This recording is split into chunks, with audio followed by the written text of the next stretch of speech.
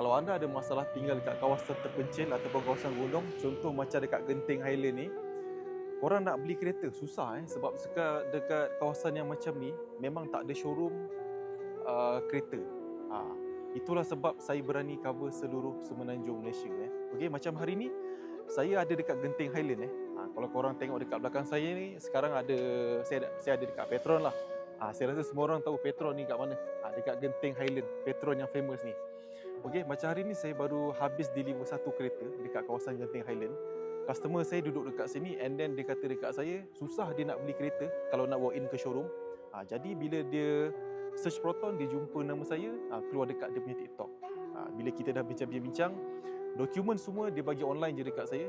Saya dengan dia bukan kawan ke apa, kita orang tak pernah jumpa bersemuka, tapi dia percaya saya sebab hasil daripada air tangan kerja saya dekat saya punya akaun TikTok.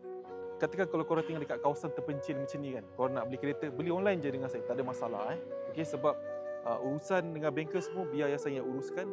Tugas korang cuma serahkan dokumen and then sign agreement saja. Selebihnya nanti biar saya yang settlekan untuk korang. Okey, nak beli kereta Proton dengan awal, gaji minimum cuma serendah 1,800. Korang dah boleh beli kereta tanpa penjamin, tanpa duit muka.